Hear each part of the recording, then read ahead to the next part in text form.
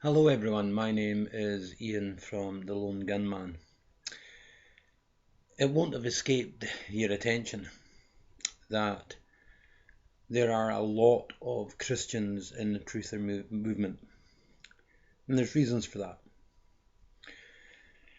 Before I get into that, I need to give you a little bit of background. The first is that I have studied theology, biblical studies for well over a decade. I mean, I studied longer than it takes a doctor to become a doctor or a solicitor to become a solicitor. Now,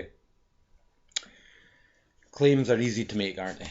Sometimes you need a little bit of proof, and I'm not a boastful person, but embarking on this, I reckon that I at least need to give you some form of reason to listen to the craziness that I'm about to tell you. So, let me do these in order.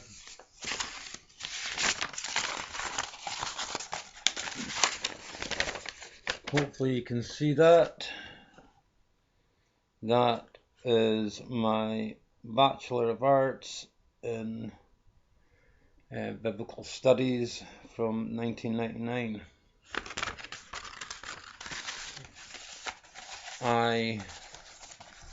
That was my second degree. What I'm showing you now is the Diploma of Merit which I received with it. And you'll see that it says quite clearly that I was Dux of the Year with an overall average to my degree of 97%. That's quite high. And this is my degree from the University of Glasgow when I became a Church of Scotland candidate for ministry. Now, that means nothing, at least doesn't mean anything to me, except that I know what I'm talking about. Of course, everyone says that, but at least I've shown you there a decade study that says I know what I'm talking about. When I got that degree with an overall average of 97%, my speciality was eschatology. Eschatology is the study of biblical end times events. Now, I started this video by saying, have you noticed how many Christians are in the truther movement? The reason for that is anyone with even a slight inkling of biblical end times prophecy can see everything that is foretold in the Bible happening right now in the world we live in today. Now, for a long time, I have avoided speaking on some of these subjects. I'm not your run-of-the-mill evangelical Christian. I'm not out to proselytize anyone. I'm not out to convert anyone. I'm not out to convince anybody. I don't even know that I believe in ways that the conventional church would accept anymore anyway. And yes, I have a lot of personal failings in my past. And yes, I left the church under a cloud. And yes, because of that, it's easy to dismiss me. Go ahead. However, things have always been a bit like a puzzle to me, and things click into place. So today, I want to focus on, just as a start, just an introduction, to see if this is going to go anywhere, if I want to take this anywhere. Because I need to be sure that now is the time to speak. But just an introduction, I want to introduce you to something from the book of Daniel. The book of Daniel is the go-to book in the Old Testament for end times biblical events. Now, no matter what else you think of faith, of religion, or the Bible is a legitimate ancient source. Daniel, provably, was in black and white 700 to 800 years before Jesus Christ walked on the earth. No doubt about that. Because of that, there are certain startling things in Daniel. Now, in Daniel chapter 2, we have a strange story. I'll recap it for you. I've got the Bible here. Read it for yourselves. Not the whole thing. Just I'll point out the bits that I think are important. Daniel chapter 2. Nebuchadnezzar had come in. He'd invaded Israel. He'd taken the whole people captive. He'd taken the best and the brightest and put them into the bureaucracy of the Babylonian Empire. And that's how they did things. They were very, very clever that way. They basically took a population from one country, put it into another, and took the population from that country and put it into their country. It was designed to break down national borders so that everybody served the empire. That might seem familiar to you in today's political spectrum. Now, Nebuchadnezzar was a very superstitious man, but he'd also inherited from his father a whole group of people he didn't know whether he could trust, and these were the Magi. The Magi are hugely important. Do some research on them. They weren't just three cute guys that turned up when Jesus was born with some gifts. They were kingmakers. And they were astrologers, enchanters, philosophers. They were everything to do with the mystical arts. So Nebuchadnezzar decided to test him. He said, okay, I've got a dream that I've had, and I want you to tell me what the dream is and then interpret for me. And of course they all went, whoa, that's not how it works, king. Tell us the dream and then we'll interpret for you. And he said, if you guys can do what you claim you can do, then you should be able to tell me what I dreamed and then interpret it. And if you can't, you know what? You're all for the chop. And a date was set when he was going to execute everyone called the Magi. Now, Daniel and his friends just happened to fall in that category. So the biblical narrative is that Daniel prays and God through an angel gives him the answer, and he takes this answer to the king and he says, here's your dream, king. You dreamt of a giant statue.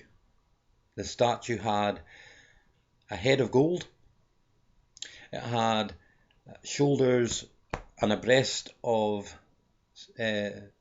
silver, it had a belly and thighs of bronze, and it had legs of iron, and it had feet of iron and clay mixed. And he then went on and interpreted that dream for the king. He said, this is how God sees all of world history, from your empire to the final empire. And you are the golden head. After you will come another empire, the Medo-Persians. That was the silver. After that came the Greek Empire. That was the bronze. And if you don't think that that's important, well, it's so important that when Alexander the Great was sweeping the known world, he comes to Jerusalem. The high priest comes out with the scroll of Isaiah, comes out with the scroll of Daniel. And Alexander is so impressed with the prophecies that it contained, he bypasses the whole of Israel.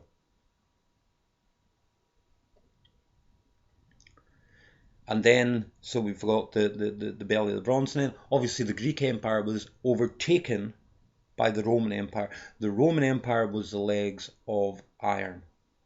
And Partly Rome grew because of its lines of communications, its legions marching along long straight roads.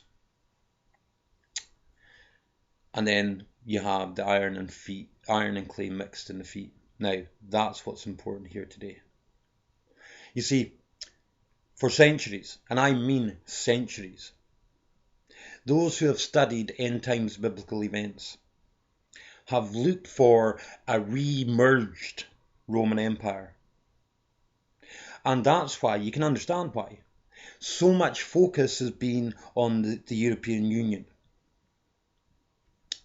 So much focus has been on the fact that it came into being because of a thing called the Treaty of Rome. And of course, biblical scholars, evangelicals, whatever, have long tried to make an emerging European superstate the re-emergent Roman Empire of iron and clay feet mixed. They're wrong. Actually, the re-emergent Roman Empire happened in 1776.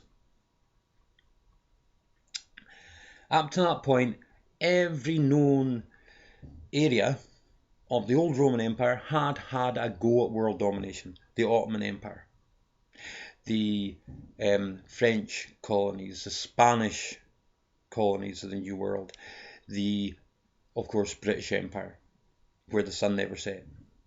The French tried it under Napoleon, didn't they? The Germans tried it twice, last time under Hitler. This conquering of the world. Never quite made it. Never quite made it. But in 1776, something happened. Refugees from all over Europe, from all over the world, were flooding to the new world of the colonies. And when they declared independence, they did so using every symbol of the old Roman Empire. That's why the eagle is so prominent as the symbol of America. That's why their entire political system is based on the old Roman system. In the old Roman Republic, you had two consuls who were elected on a 4-year cycle, who oversaw the Senate, oversaw military matters, and there was congresses of the people. Now, does that not seem slightly familiar? That in America, what you have is you've got a president, you've got a vice president, you've got a Senate, and you have a Congress of the people. Obviously, famously, that changed when Julius Caesar said that he no longer wanted to just be the consort, the president of Rome. He was going to be the emperor of Rome. And obviously it kind of became the Roman Empire after that, and every other leader called himself emperor. And there's lots to go into that, but I won't get sidetracked here. The point being, if you're looking for a re-emergent Roman Empire, you need look no further than the United States of America. You don't have to look at Europe. And then realize that the United Nations and FEMA have done away with state lines, and they've divided the United States into 10 FEMA regions. 10. Now again, that's a key trigger in biblical prophecy, because there's 10 fingers and toes, 10 fingers, there's 10 toes, feet of iron and clay mixed. Some of the strength of the old republic, but a lot of weakness as well. And for the last 100 years, we have had a de facto American empire. In the Roman world, it was called Pax Romanica. You can study this stuff. Rome was quite happy for you to be, if you like, a sovereign nation, a sovereign province, as long as you paid the tribute. And as long as when they said jump, you said how high. Well, for the last 100 years, when America says jump, the rest of the world says how high. If America sneezes, the rest of the world catches a cold. Every country in Europe falls in line behind the USA, as well as many other countries all around the world. And the tribute that's been exerted is the petrodollar. Now, again, you study Roman history, and I have, and whenever provinces rebelled, they did so by withholding tribute. And that's why the legions were sent in. Now, have a look. Every country that said that they would not any longer use the petrodollar, guess what? The legions have marched into.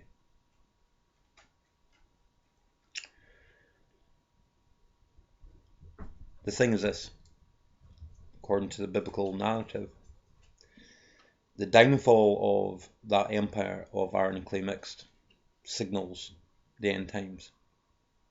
Well, what's happening in America today? You are so close to all-out civil war. You have people running for president who really should be in jail. I'm talking about Hillary Clinton. You have someone as your president who probably doesn't even deserve to be there. And the great hope is Donald Trump. Now, and I get why folks in the truther movement quite like him. He can't be bought. He's his own made man. Well, that may or may not be true. But my God, to think that the hope of the free world, so-called free world, because we're not free, is in Donald Trump. There's a globalist agenda, and they're bringing it down upon your heads even as we speak. So I'm going to reflect, and I'm going to see what sort of comments I get back from this. But I am thinking about doing online, maybe video blog, going through verse by verse the book of the Revelation and showing and explaining why it so fits into what we see happening today. Thank you for your time. If you like what you hear, please feel free to subscribe, to find the Lone Gunman on Facebook, or me personally. Time is short, and something evil this way comes. Thank you for your time.